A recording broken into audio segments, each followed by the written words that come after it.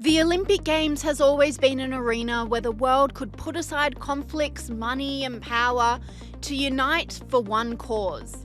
But the Paris 2024 Olympic Games has been overshadowed, not by the several wars going on around the world or by imminent elections, but by wokeness. Yes, trans visibility, gender theory and climate change brought the Olympics to their knees this week, with commentators from across the globe slamming the game's woke obsession. Sky News All Stars Rita Panahi, Storer and Megyn Kelly take a deep dive into the wokest games ever.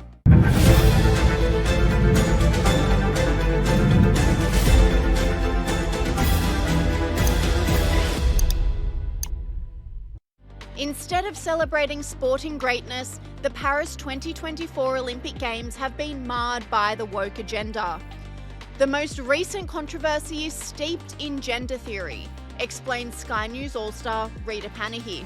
And talking about lefties losing it, it doesn't get more absurd than the weapon-grade gaslighting we're witnessing at the moment, where we are told to accept that Olympians who have failed gender eligibility tests should be allowed to beat up women in the boxing ring at the Paris Games. And challenging this lunacy makes you a bigot. We should disregard the evidence before our eyes and those pesky XY chromosomes. We're supposed to pretend that disorders of sex development give males a free pass to compete in women's events. On what planet is that fair to the female competitors? There was a time when men beating up women were considered cowardly losers, not brave and stunning and deserving of applause and Olympic medals. To see boxers with XY chromosomes punch on with real women with XX chromosomes is appalling. It's something that belongs in a South Park sketch. Algeria's Imminent Khalif and Taiwan's Lin Yuting were only last year thrown out of the Women's World Boxing Championship for failing gender eligibility tests. But there they are in Paris, beating the bejesus out of their unfortunate opponents. That the International Olympic Committee is allowing this travesty to take place at the Paris Games tells you just how insidious the LGBTQI movement's influence is in sport. Rita Panahi also slams the IOC for kowtowing to the LGBTQIA+ agenda. But it's the trans or the LGBTQI movement that sees the IOC kowtow to radical gender theory.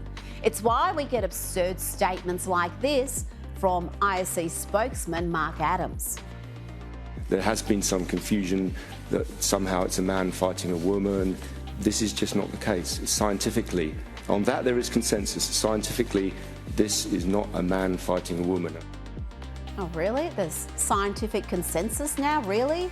Then why were the pair who have XY chromosomes, according to the president of the International Boxing Association, why were they in 2023 thrown out of the Women's World Boxing Championship for failing gender eligibility tests? There's no question, there's scientific consensus, really?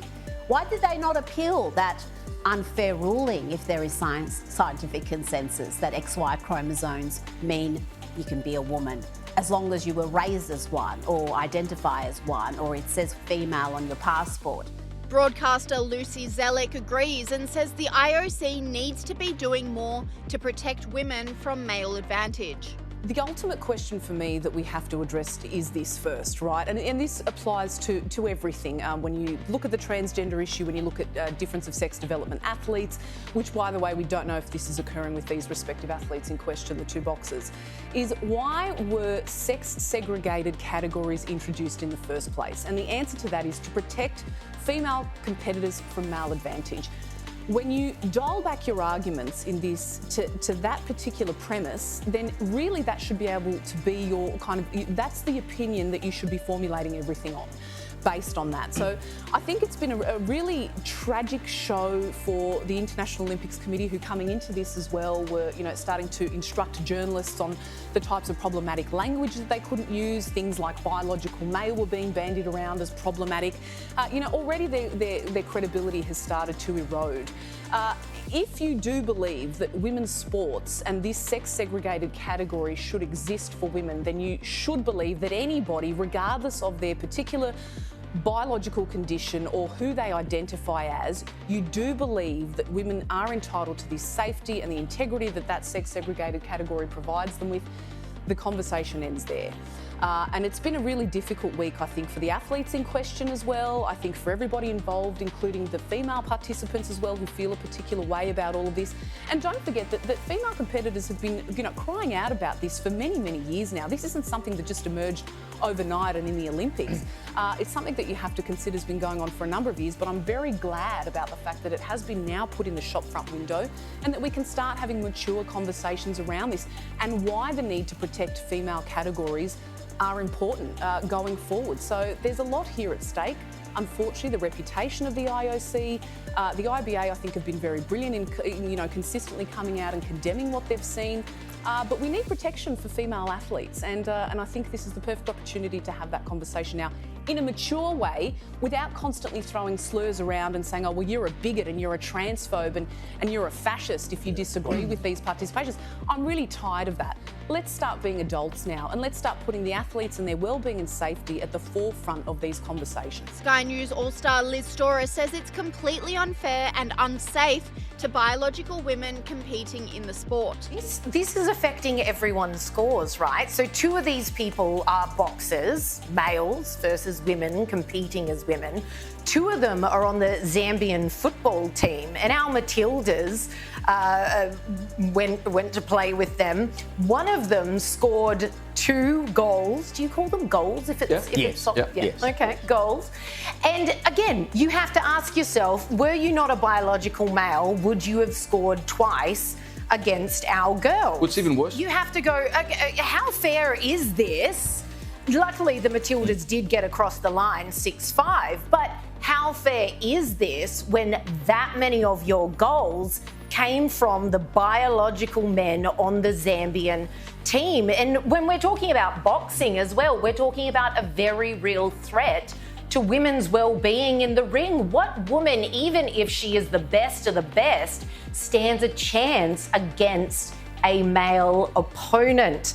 Boxing great Jeff Fenech has called this out. He's called the IOC utterly disgraceful. Direct quote from him is, "What has this world come to?" Listen, I'm all for women's boxing, but do people understand the damage that can be done if men fight women? Put Mike Tyson in the ring with a female heavyweight and she will end up not just concussed, but with brain damage. Can you believe that here we are in a society where male violence against women has never been more of a talking point? DV has never been more of a target, all the government funding that goes into combating this, etc. And we've just made it a spectator sport, basically. If we've got, when we talk about the Olympics, we are talking about the upper echelons of any sport. We are talking about the international stage, and these guys have folded. They've said, look, as long as it's what it says on your passport, then that's what you are. And Rita Panahi doubled down on this, saying male violence against women is now an Olympic sport. Welcome back. Joining me now is the CEO of Women's Forum Australia, Rachel Wong. Rachel, male violence against women is now an Olympic sport, apparently, after the Olympics Committee approved 2 boxers who previously tested positive for male chromosomes, meaning, they're men. They're allowed to compete against the women. How is this allowed to happen, particularly in a sport like boxing? Gosh, Rita, it's just insane. It used to be the case that if you were a man beating up a woman, you'd go to prison, but now you get to be celebrated as an elite Olympic athlete. It's not only the gender issue that's overshadowed the Games, but also the push to make the Paris Olympics the greenest Olympics ever, reveals Sky News All-Star Jack Houghton. But the event, which is supposed to showcase the best athletes that humanity has to offer, has been marred by scandal after scandal, which has dominated news headlines. It's the self-declared Green Games, but while Paris has been busy spruiking its carbon-friendly credentials, the push to go green has left many athletes seeing red. We haven't seen this at Olympic Games before. We haven't had this amount of complaints about a village in Olympic history. From hard cardboard beds to running out of meat in the athletes' village, Parisians are seeking to be more climate friendly, and they've shifted the focus from the athletes to poor conditions. But how much of it is about so-called sustainability? And how much is a bunch of cheap beds and bad food a cost-cutting initiative? CNBC reports why the Paris Olympics cost so much less than Rio, London or Tokyo. The chief advantage this time can be summed up in 2 words: existing infrastructure. Temporary facilities also played a role in keeping costs down. Now, journalists blindly accepting that this was all green initiative are just feeding you PR talking points. Having less meat on order might seem green, but it's actually way cheaper when you have to mass produce food. Make no mistake though, those processed plant-based burgers are horrendously bad for you. It is texturized goo and not something anyone should be eating. And it seems a controversial Olympic Games was inevitable from the outset, with even the opening ceremony being blasted by Sky News All-Star Megyn Kelly. I'm so sick of Christians being the punching bag for every sporting event or leftist event. We're the one group who they feel absolutely fine attacking over and over in the most vile terms. And I know people have heard this before, but it bears repeating. Can you imagine if they had done what they did with the Last Supper, with Islam, with the Prophet Muhammad? There'd be murders. There wouldn't just be riots in the street. People would die. But you can take aim at Catholics and Christians because we're godly people who aren't going to take to the streets and shed blood over this kind of disrespectful, blasphemous depiction of the things that are important and sacred to us. Donald Trump was also disgusted by the woke spectacle. Watch any of the Olympics? I thought that the opening ceremony was a disgrace, actually. I thought it was a disgrace. The mocking of the Last Supper. I thought it was Catholics and Christians across the globe are outraged. I mean, they can do certain things. I thought it was terrible. Can you say at the next Olympics, if you're present, you'll have enough influence on the organizers that we won't be, insulting Christians? We won't be having a Last Supper as portrayed the way they portrayed it the other night. I just think, look, I'm for everybody. I'm very open-minded. You understand. Yeah. You know me better than most people know me. I'm very open-minded. But I thought what they did was a disgrace. But in true Whoopi Goldberg style, the host of The View said there's nothing to see here, reveals Sky News host James McPherson.